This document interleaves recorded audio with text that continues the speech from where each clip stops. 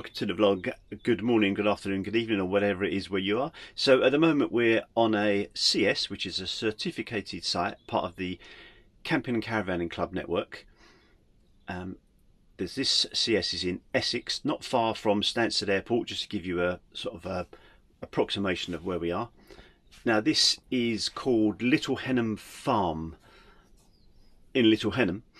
Now we're familiar with the area because we don't live too far from here. When booking the site, it was £18 a night.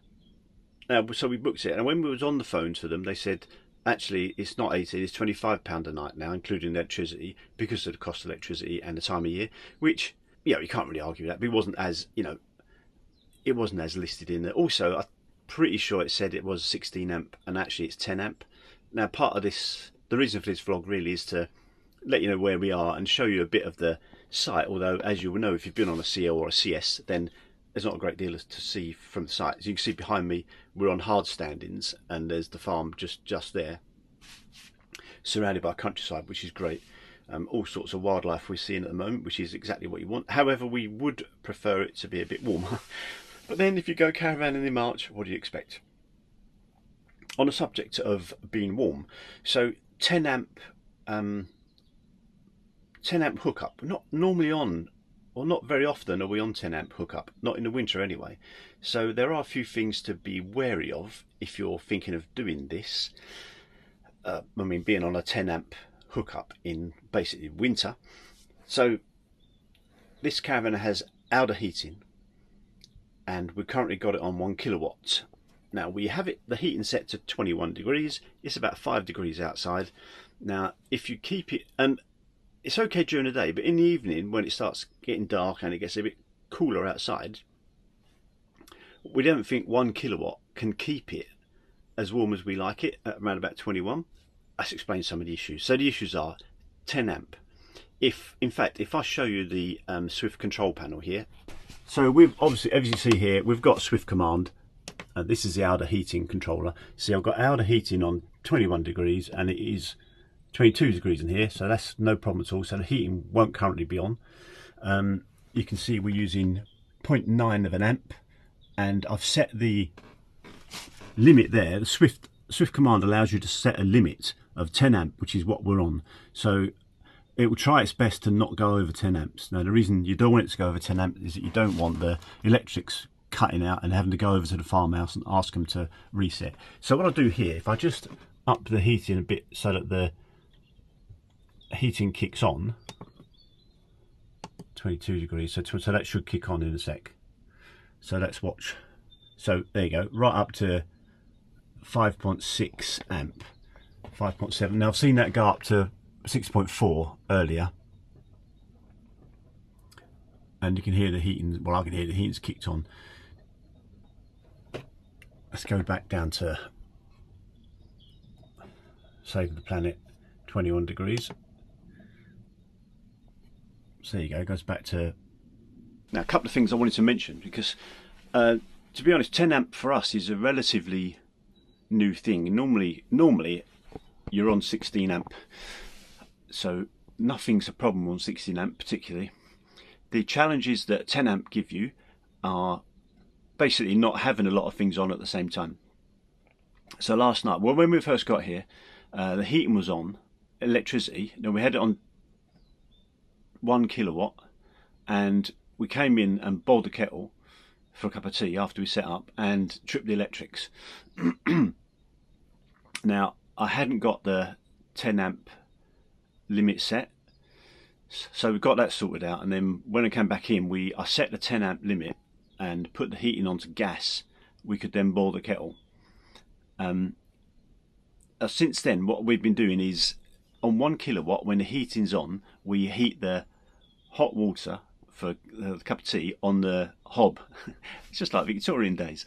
Yeah, so you really need to be careful of what energy you're using in the winter. Now in the summer, frog in my throat, in the summer you'd have no problem at all, I think, because you're not going to have the heating on. You might have the hot water on if you're on a CL or CS. So that's the thing to consider if you're on a 10 amp.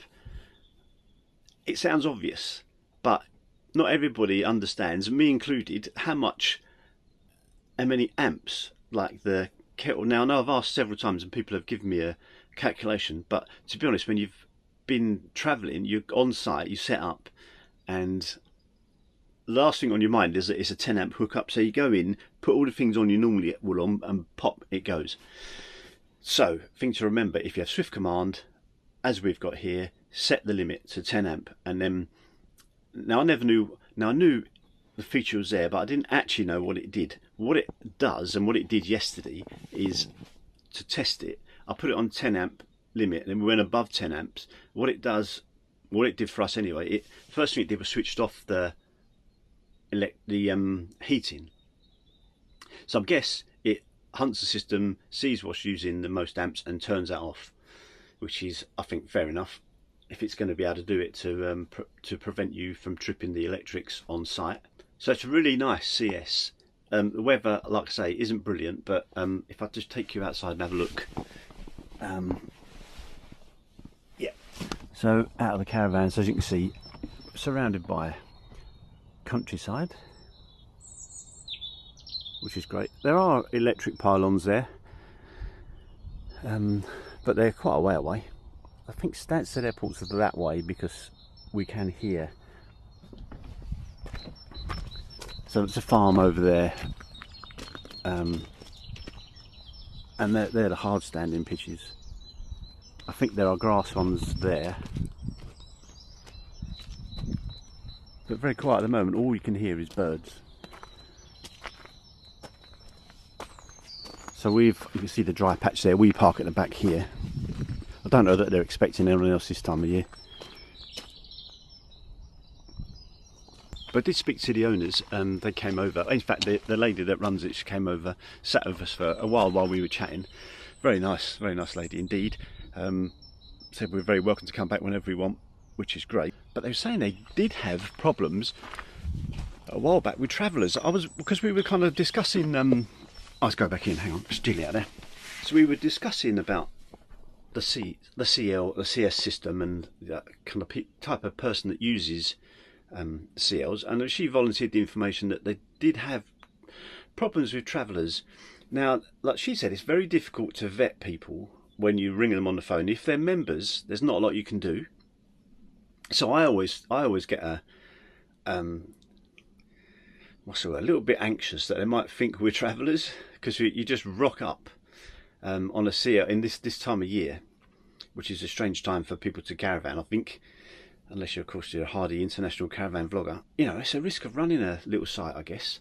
So we are here for a few days.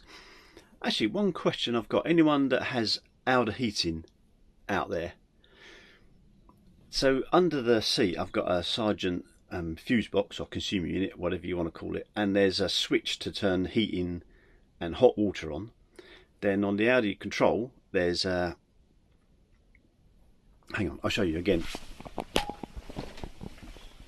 More demonstrations. So look here, so that's the hot water, right? And I've not had that on at all, but we have hot water. I don't understand why that would be. I thought that I was obviously heating the water on. So comments below if you know. I would have thought I wouldn't have got any hot water. In fact, I'm sure before we haven't had hot water unless you turn on that hot water, the shower symbol. Have I got a problem somewhere? So there's no real point in me doing the site tour. That's basically it. I mean, I'll show you the kind of area we're in. We're here sort of visiting family, so we're not really a tourist as such. We're just here for somewhere to stay for a couple of. Well, we're here for 5 nights, I think. But quite quiet at night. That noise from the airport, although we can't hear it now, it did get quite loud yesterday evening. Every now and again, you get like the engine, and you can hear the engines of the aircraft. But it really is a lovely spot, very quiet, and as we're the only ones here, even better. Now if you want to stay a bit more up to date with our travels, because we're all over the place at the moment for the next probably few months. So as a reminder, don't forget the Talk Wrench community. I'll put links in the description below. Please have a look and join if you feel inclined. There's some great content on there. I'll be putting a lot more content than you see on the YouTube channel on that community as well, if that's of interest to you. But thanks for watching this vlog. See you in the next one. I've a bit of a dry throat today. Cup of tea, I think. Remember not to boil the kettle though, put it on the hob because of that 10 amp. Cheers. This is quality caravan vlogging.